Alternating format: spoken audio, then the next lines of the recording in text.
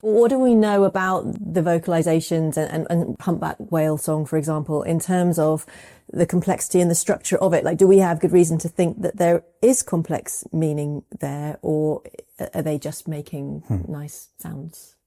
It's important to separate out what we call song from just all the other vocalizations that whales make. So humpback whales and bowhead whales are some of the cetaceans that sing. But as far as I know, all whales and dolphins vocalize to each other. And humpback whales and bowhead whales, as well as singing, they also communicate to each other. And when you say sing, do you mean just one individual making noise itself for a long period of time? Yes, yeah. So with the humpback whales, when they're swimming around day to day, they will often make short little sounds of lots of different kinds, burps and grunts and growls, and we have lots of different ways of labeling them, but they're short and they take it in turns, and they tend to kind of be part of their interactions and their behaviors. For instance, when they're bubble net feeding in a team, they have lots of different sounds they do, or mothers and calves. There was a tag recently put on a calf that showed that the mother and the calf have little tiny quiet sounds they make to each other, which come just before the calf swimming underneath the mother to feed from her milk. So those are just sort of communication sounds. But humpback whales will also, and I've filmed this, every year they go from the poles to the tropics, and this is their kind of migratory cycle, and they feed in the cold poles and they breed in the warmer waters. And in the warm waters, the males will take a big breath and then hang kind of motionless, often just like hanging perpendicular to the bottom. And they will vocalize for like 25 minutes, and they will do it in a way where they're not listening to other whales, they're not like responding. It's a performance. There are structures within it that are repeated, kind of like verse, chorus, verse. They use rhyme and rhythm, and it's a complete kind of piece. So they'll hold their breath, go down, sing this long, complex song, and come back to the surface, take a breath, and then go down and do it again. And they can do this for like 24 hours. But not all whales sing, and not all of the sounds they make are song. But whales also have loads and loads of other sounds they make because they've got loads of other life challenges. They've got to find their calves. Bottlenose dolphins have signature whistles like names. But most of the sounds that they make, including song, we don't know what it's for. We don't know the function of it. They're associated with certain behaviors, but there's no dictionary. Just the closer we look, the more complicated it is, the more personal it is, the more useful it seems. But we have no idea what almost all of it means. But in terms of the structure, it's complex enough that we can say that there's at least the potential there for quite sophisticated meaning? Yes. Well, I mean, it would be weird to dismiss that idea. And the more we listen, the more complexity we find in the sounds they make. And now we're just overwhelmed with all these recordings. And now we're finding, for instance, like Project SETI in Dominica, they've been recording sperm whales. And we thought sperm whales just were like, they just make these clicks. And it's a question of, is there a click or not, like Morse code, and that the whatever utility it had for the whales was in the pattern of click or not click.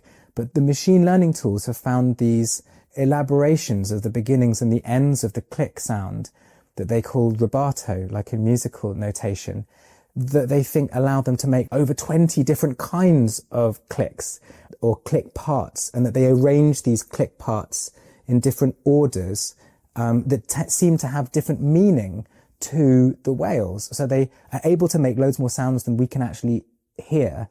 They intentionally put them in different orders, and that seems to mean different things to the whale. That's kind of like syntax would be the human way of thinking about that. Like the different order that meaningless sound units are put together, having an impact on what information is transferred.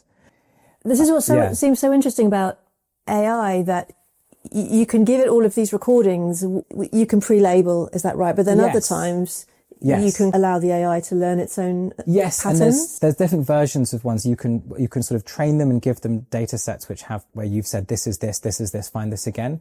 Or you can do, and these are some of the surprisingly most powerful ones, where you don't in advance label and you say, please figure out this outcome by yourself. How do you find patterns in here?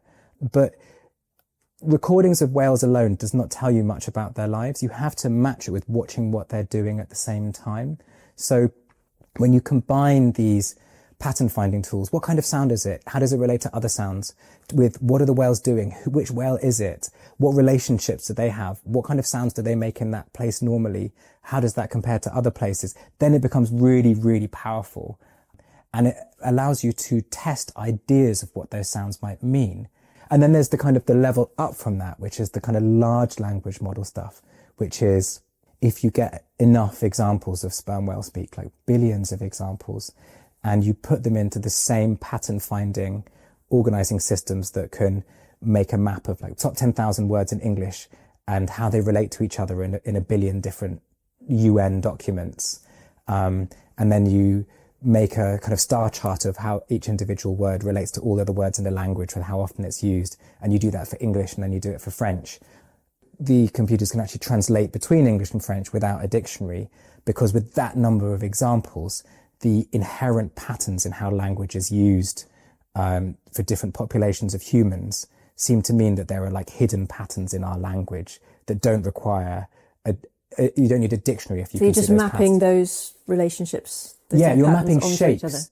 If you're just looking for how often, whether it's a word or a phrase or a sentence formulation comes up in one language, if you give enough examples of that, you'll start to see how that sound, word, phrase comes up in relation to all of the other sound, word, phrases. And you make a kind of galaxy of those relationships where each axis is, you can't imagine it as a person because each new axis is a new word, sound, And is that phrase. how Google Translate, for example, is working? This is how it works now. It used to be that computer translation programs were basically taught to speak with decision trees. If you encounter this, it's this. If you encounter this, it's this. And that's a bit closer to how we teach each other on some level how to speak if you're taught in the classroom. But we also just learn from just loads and loads of experiences. And so Google Translate just works now without a bilingual dictionary. It just is given so many examples of different languages that it matches patterns between them. And are people trying to do that with animal communications? Yes, though we don't know if it will work. On one level, we just want to make these maps of a communication system. And the first stage has kind of already happened. We now have enough examples of sperm whale speak from some of these and like these projects, orders of magnitude more than we'd had before, to see, are there shapes in these communication systems that seem to obey similar statistical laws to the shapes of human communication systems? Are there just three kinds of sounds, and are they actually used at random?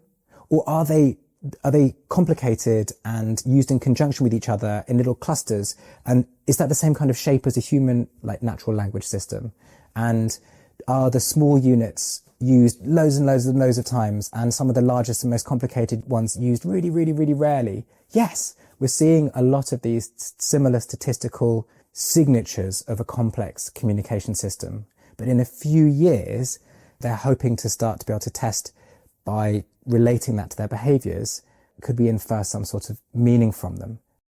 Thanks for listening. If you enjoyed this clip, you can hear the full interview on Where the Wild Thoughts Are, available on Apple Podcasts, Spotify, or wherever you get your podcasts. And you can follow this channel for more wild thoughts.